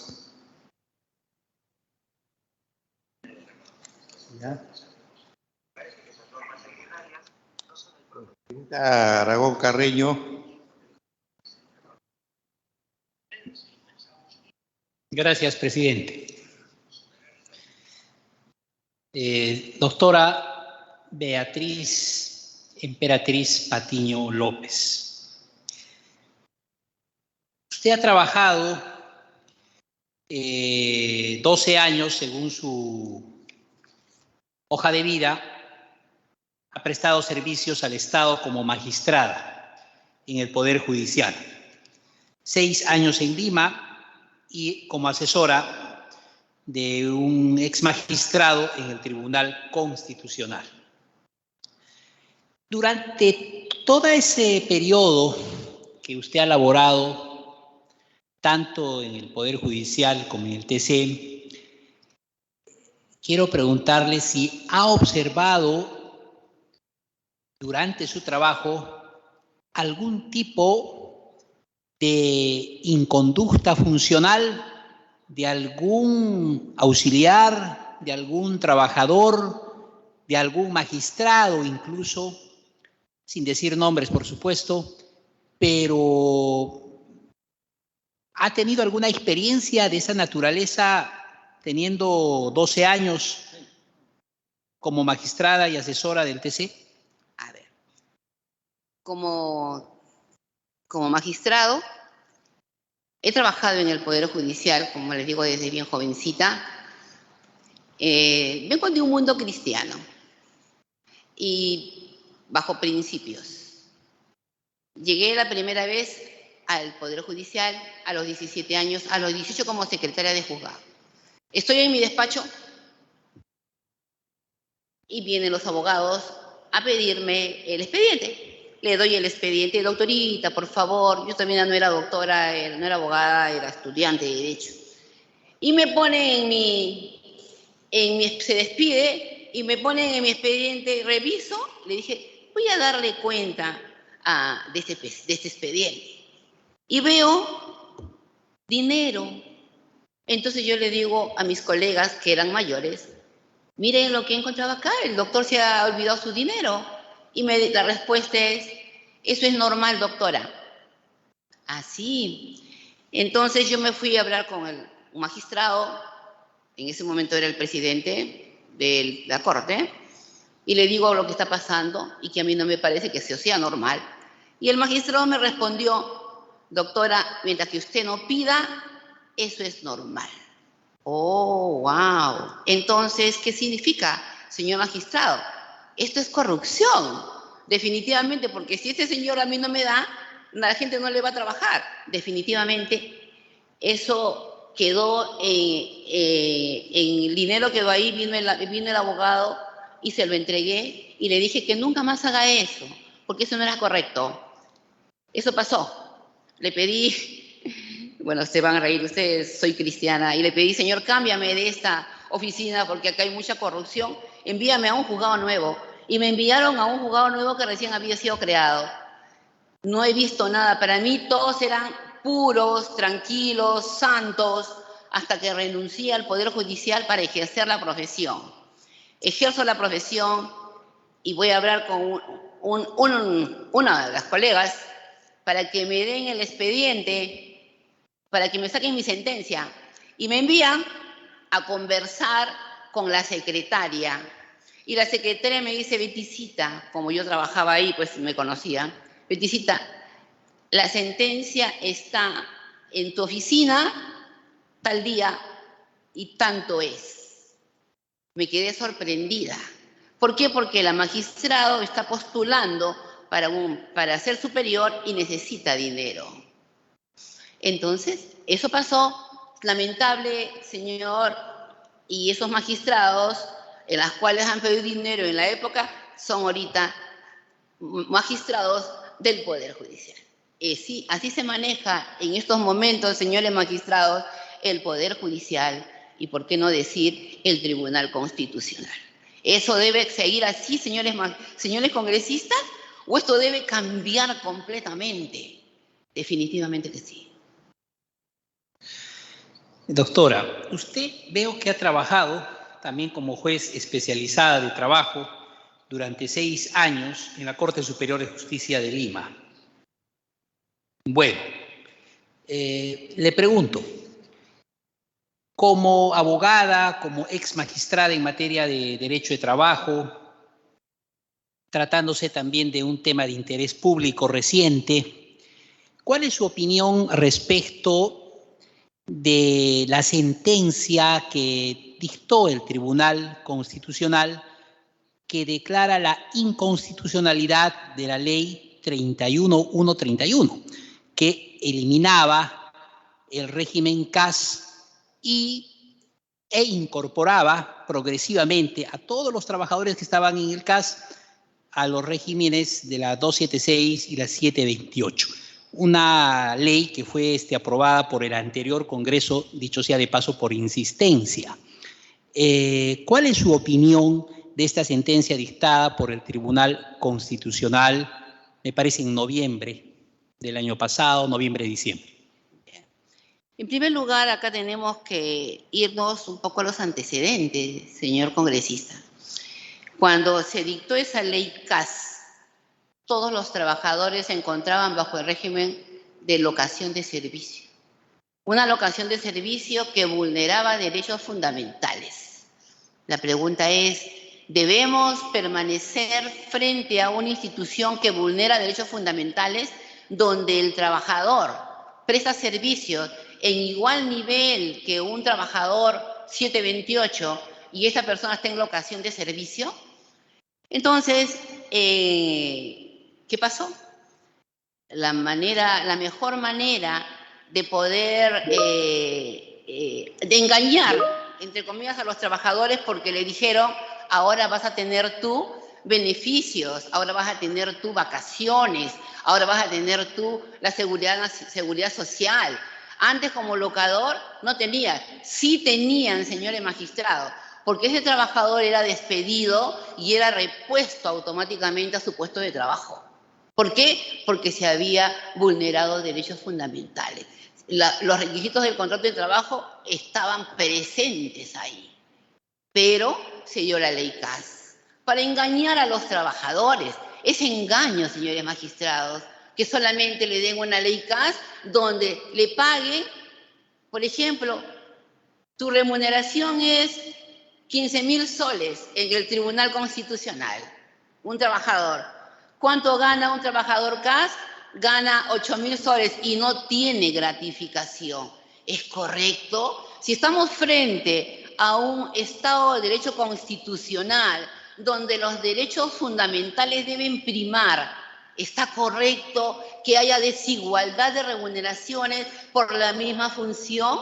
Cambiemos entonces este tipo de contratos y hagámosle realidad, hagámosles que se respete a esos trabajadores sus derechos. Yo considero que a los trabajadores, y eso que la sentencia del tribunal última no se ha extendido ampliamente, les ha dado a una parte que el Estado se está perjudicando con la cantidad de dinero. Señores magistrados, señores congresistas, tenemos que asumir nuestra responsabilidad con la famosa del año 91, ¿no? Darle la libertad a los trabajadores, la flexibilización en el derecho del trabajo. Esa famosa flexibilización permitió lo que los trabajadores han padecido tantos años. Señores congresistas, a ustedes los llamo para que podamos defender los derechos fundamentales de tantos trabajadores que están en estos momentos vulnerados sus derechos fundamentales. Considero que esa sentencia todavía política, y eso no debe permitirse dentro de un tribunal constitucional. El tribunal constitucional es autónomo y como autónomo no tiene que tener ente político, aunque los que los designan sean políticos, porque ustedes son íntegros, esta comisión es íntegra y yo los felicito, porque sé que lo están manejando de una manera adecuada. Esa es mi posición. ¿Debiera permanecer la ley CAS o no? No. ¿Existir? No. Para mí el CAS no debe existir. Esa fue una posición que se lo dio el magistrado Calle en su momento, lamentablemente se ve así. Ya. Siguiente pregunta, doctora. Usted está postulando al Tribunal Constitucional, sin embargo, tiene un proceso en ejecución, entiendo, por pago de beneficios sociales. Justamente por la vulneración de derechos. Equivalente a 200.000 soles, ¿es así? Beneficios sociales que le adeudaría a la fecha del Tribunal Constitucional y el Poder Judicial. Así es, por despido incausado. Sí. Como en resumen, solo un resumen como detalle ahí. El Doctora Beatriz, le recomendamos muy concretamente la respuesta porque tenemos perfecto. El horario de gana, ¿ya? Bien. El expediente está en ejecución, ya está con mandato de pago, ya que no hay nada que hacer. Solamente esperamos que el Tribunal Constitucional lo pague. Finalmente, doctora, es conciliadora extrajudicial también. Existen materias que no son conciliables y otras materias que sí son obligatoriamente conciliables y otras depende de las partes si entran a un proceso de conciliación o no, ¿no es cierto? ¿Qué habla la ley de conciliación o reglamento? Usted tiene que ver con los derechos fundamentales, los derechos laborales, respecto de de las garantías constitucionales. ¿Algo habla la ley o el reglamento de la ley de conciliación respecto de ello? ¿Son conciliables? No, sí, eventualmente. La ley de conciliación definitivamente debe respetar derechos fundamentales, obligatoriamente. Lo que no debe hacer es vulnerar derechos. Sin embargo, sí lo hacen en muchos casos. Ahora, hay materias que no son conciliables, pero no es que no sean conciliables, sino que no quieres tú que ser sometido por esa vía. Por ejemplo, en el ámbito laboral, eso depende de las partes, ¿no? En el ámbito de familia, también depende de las partes, ¿no? Esos son, si yo quiero, lo someto a la conciliación, y si no quiero, no lo someto a la conciliación. Obviamente, teniendo en cuenta que el Poder Judicial demora sus procesos más de 20 años, entonces, y le digo 20 años porque yo tengo un proceso del Poder Judicial que a la fecha no me pagan beneficios sociales. Son 20 años que han pasado y a la fecha está pendiente el pago de mis beneficios sociales por el periodo que elaboré como magistrado. ¿Eso es correcto? Doctora, una cosita final. En los procesos de garantías constitucionales, ¿procede la conciliación previa, sí o no? Solamente con un sí o un no. No, estamos hablando en los procesos de garantías constitucionales. ¿Hay una vía conciliatoria previa, sí o no? No, nunca hemos tenido una vía conciliatoria previa. No, pregunto. Ya, pues, así es que pudiera haber. No, actualmente la ley dice sí o no. No habla de conciliación. Ya, esto. Gracias, presidente. Congresista Luque Ibarra, por favor. Gracias, presidente. Muy buenas tardes. En su hoja de vida, usted tiene consigna 19 años de ejercicio efectivo de la profesión, ¿no? A través de su estudio jurídico y ha realizado defensa en materia familia y familia tutelar. Así está. También laboral, constitucional. Entonces, alrededor de eso me gustaría hacerle algunas preguntas. ¿Cuáles son las propuestas normativas que usted haría en la ley 30364 para garantizar la prevención y una lucha contra la violencia de la mujer, niños y niñas?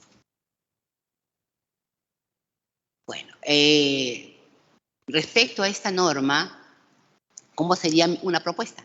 ¿Me pide una propuesta? ¿Y qué propuestas normativas tiene? ¿Qué propuestas normativas?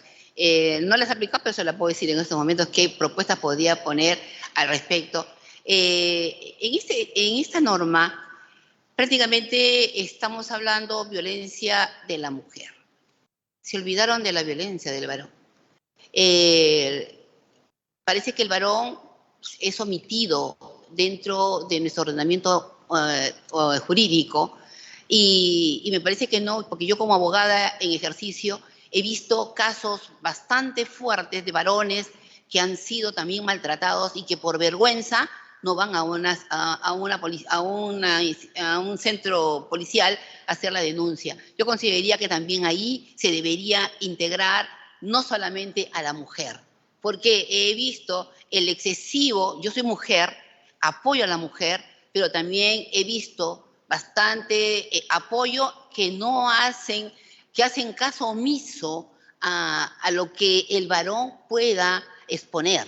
Entonces, considero que yo, como propuesta, sería que también se considere la violencia del varón en esto. Lo que no significa pues que le vaya a dar la razón, porque tiene que ser todo a través de medios probatorios, ¿no? ¿Cómo acreditas que efectivamente tú también estás siendo vulnerado, ¿no? Gracias.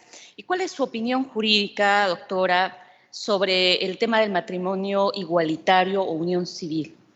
¿Qué posición jurídica tiene sobre todo el debate jurídico que se da en distintos países, sobre su regulación o no? ¿Cuáles son los marcos jurídicos que usted conoce al respecto? Sí, un poco difícil para mí hablar de eso, pero lo voy a decir. El respeto del ser humano está por encima de todo. Y si hay que respetar al ser humano con sus deficiencias y sus debilidades. Para mí es una debilidad, pero que yo la debo respetar. Y como dicen, hay personas que nacieron así, entonces yo digo, debo respetar. Y por lo tanto, tienen los mismos derechos que cualquier otro ser humano. Lo que no estoy de acuerdo es en la adopción de menor. No permitiría yo en mi caso, como adoptar. Es una posición que definitivamente también necesita un estudio, ¿no? Porque todos hablamos y todos exponemos de una manera muy genérica, pero hay que hacer un estudio, cómo nace este tipo de situaciones, por qué nace este tipo de homosexualismo y que al final se debe respetar a ese ser humano, ¿no? Yo considero que no estoy en contra, tampoco estoy a favor, es cuestión de un análisis mayor que, como en el supuesto caso que yo esté dentro del Tribunal Constitucional, tendría que reservarme ese tipo de opiniones hasta cuando yo tendría que emitir una posición debidamente estudiada, inclusive llamando a un amicus curiae, ¿no? Porque uno no conoce todo el aspecto humano. Nosotros somos jurídicos, pero todo el aspecto humano lo debe saber expertos. Entonces, llamaríamos a expertos para que nos puedan dar una mayor luz para que yo pueda emitir una posición adecuada. Ahora pasando a dos temas un poquito distintos para ver, digamos, porque bueno, ha puesto en su hoja de vida, digamos, conocimientos en varias materias del derecho. ¿Qué opinión jurídica tiene usted ahorita sobre la última resolución judicial que ha emitido el Tribunal Constitucional respecto al caso El Frontón? Ya lo emitió, ya fue emitido. Definitivamente ya está emitida, no se trata de un pronunciamiento posterior.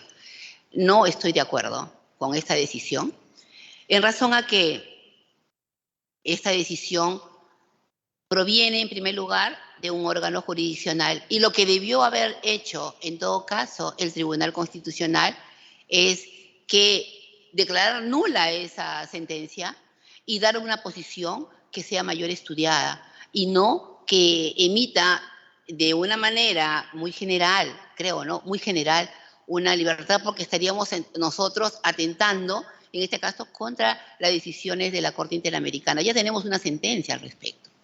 Y si tenemos una sentencia al respecto, hay que irnos por ese lado, que no vulnere, mientras que nosotros estemos dentro de la Convención, entonces nosotros tenemos que sujetarnos a ello. Entonces, ¿qué pasó con el Tribunal Constitucional yéndose más allá de una posición? Entonces, considero que se debió, en todo caso, como tribunal, también pedir una explicación o una posición o una opinión a la Corte Interamericana, porque ya no hablamos de comisión, porque ya fue a la Corte. Entonces, a la Corte como comisión, ¿qué opinas al respecto? Antes de emitir, probablemente haya sido una decisión buena, ¿no? Pero se exageró. ¿Por qué? Porque de por medio tenemos indemnizaciones, tenemos otros aspectos que yo no puedo decir, te doy la libertad, ¿y qué va a pasar con el resto? ¿Qué va a pasar con los beneficios y las indemnizaciones que hay? Y ese es el problema. Pero si es que yo hubiera dicho, o en su misma decisión, te doy la libertad, pero además tienes que pagar y tienes que indemnizar, o simplemente te doy la libertad para que hagas, que tu reclusión se lleve a cabo dentro de tu hogar, ¿no? Entonces, perfecto.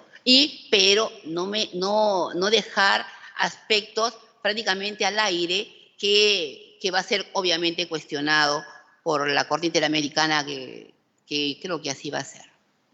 Y una última pregunta. Si usted nos podría mencionar 2 aportes muy concretos que podría dar desde su experiencia para el mejor funcionamiento del Tribunal Constitucional. Ya, mi primer aporte es que no se debe solamente sujetar a los procesos que actualmente viene ventilando el Tribunal Constitucional, como las acciones de garantía y la acción de inconstitucionalidad. Para mí debe ser mucho más abierto, como Bolivia, como Chile, como Honduras, ¿no? Tiene otros que permita ayudar al Congreso a tomar sus decisiones antes de, ¿no?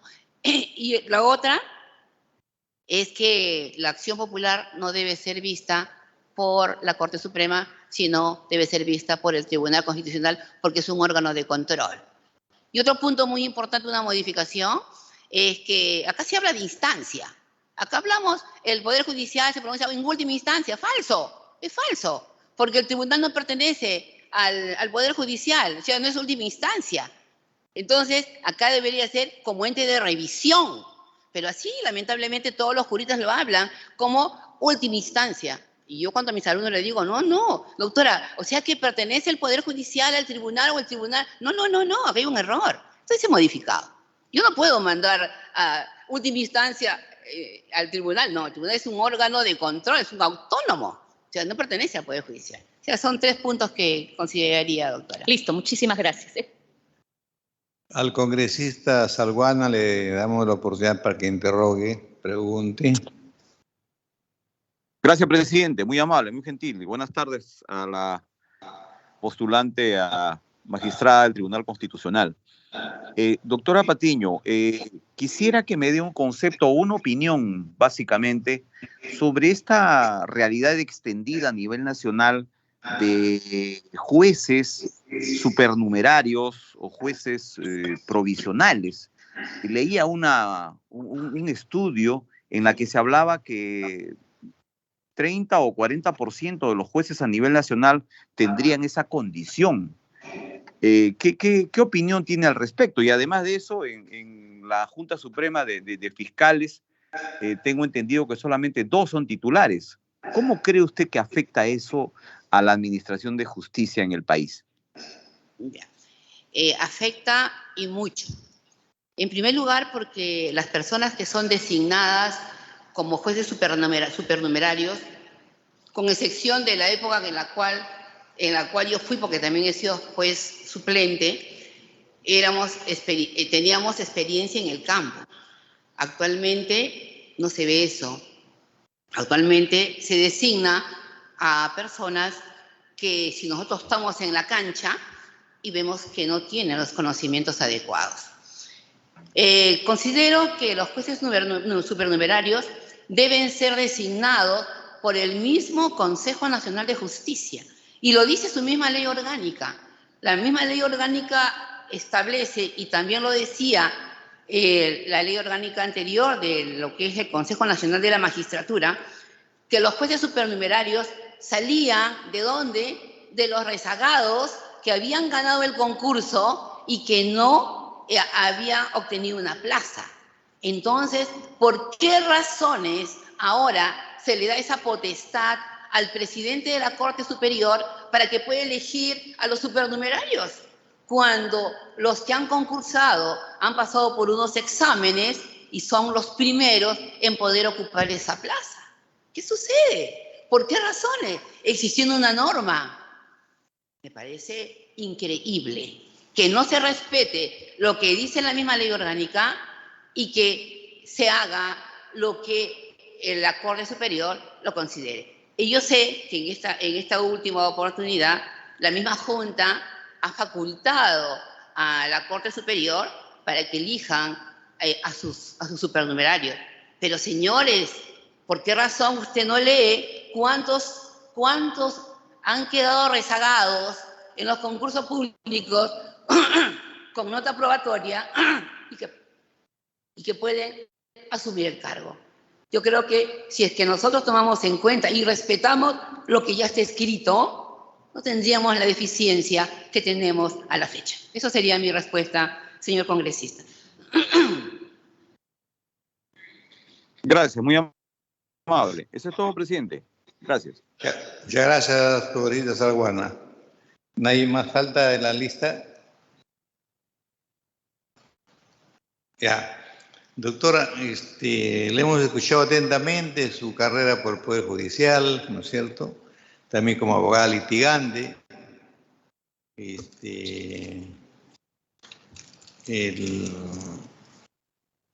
El maestro Kelsen fue una lumbrera en su época para crear el Tribunal Constitucional y él dijo que habría que hacer una suerte de diferenciación en cuanto al problema de la causalidad, tanto en las ciencias naturales como en las ciencias jurídicas, ¿correcto? Y dijo, si pongo a hervir a 100 grados el agua, como consecuencia lógica tengo que tener un agua hirviente.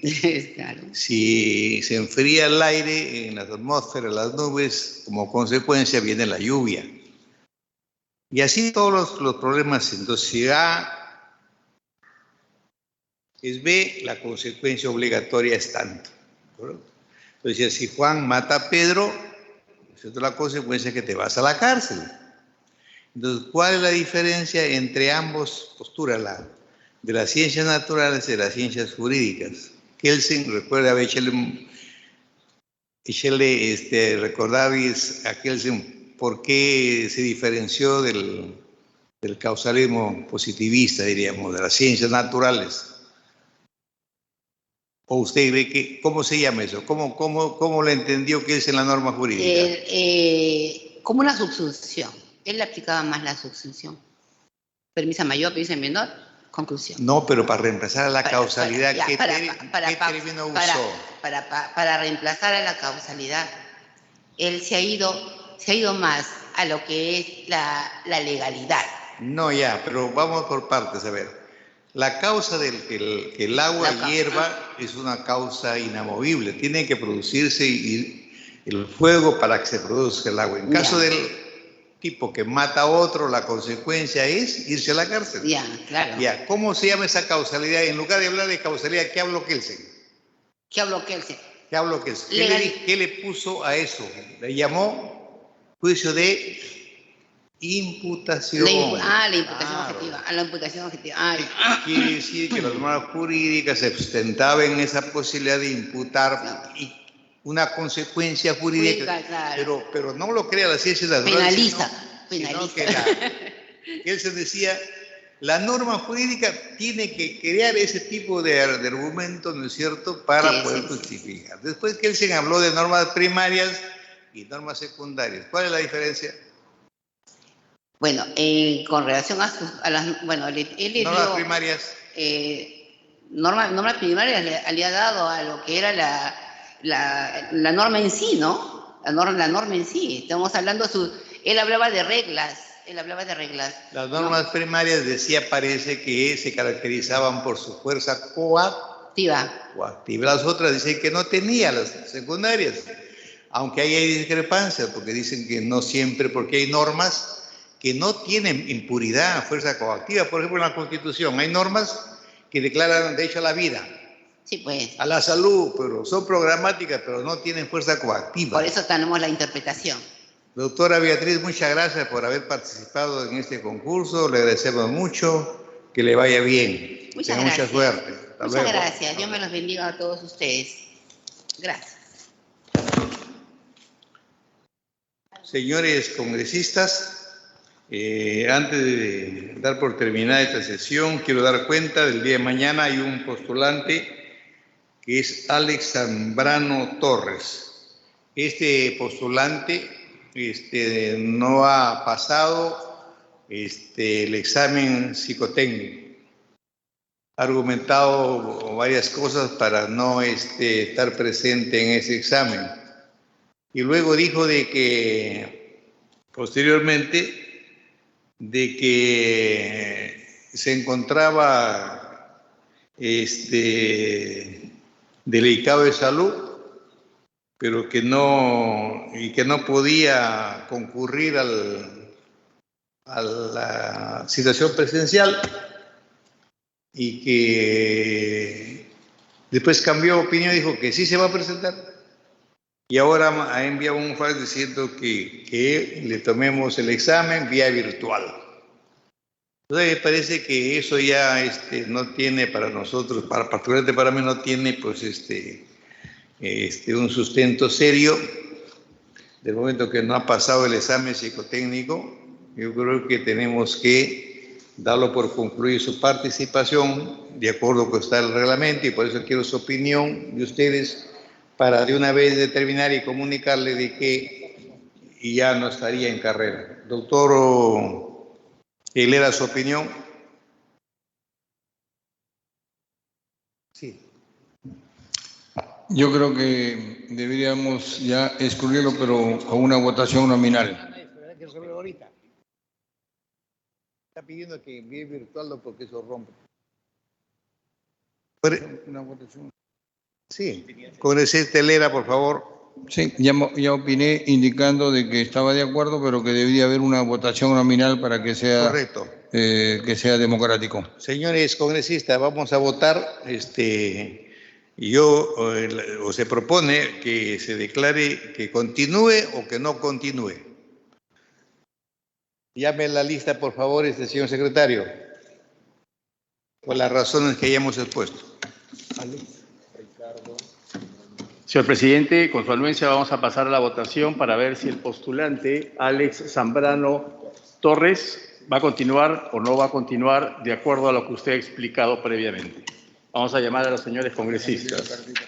Señor congresista Balcázar Celada, ¿continúa o no continúa? No continúa. No.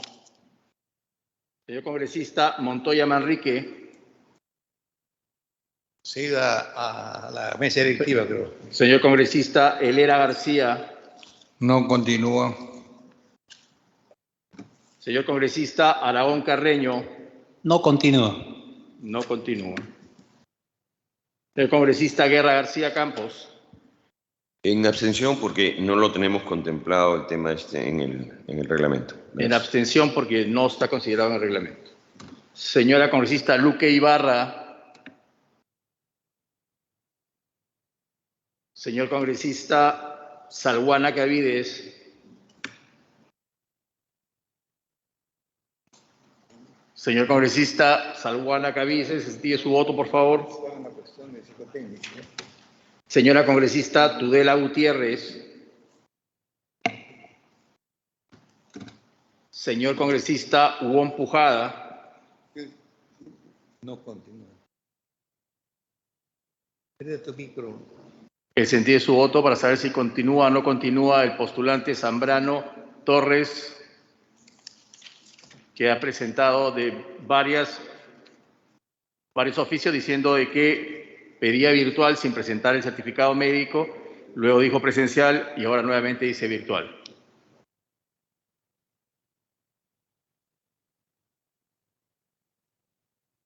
Prenda su micro.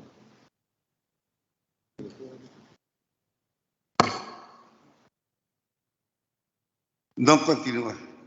No continúa. Segundo llamado, congresista Luque Ibarra.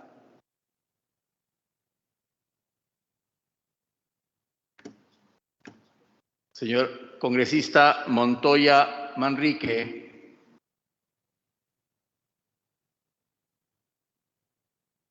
Señor congresista Salguana Cavides. Señora congresista Tudela Gutiérrez.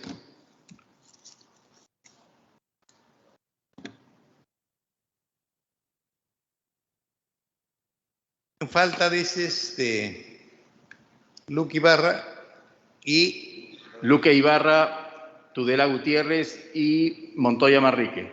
Ya. De una vez para ver si votan. ¿Cuántos votos tienes? Hasta el momento hay 5 votos emitidos, 4 por el no, 1 por abstención. sé que hay mayoría. Hay mayoría. Ya van a hablar, pues entonces... Sí. Entonces, por mayoría ya se acordó que... Sí, porque para que se precise bien, primero de que el señor no está vacunado y por lo tanto no puede tomar ni siquiera el avión. Segundo,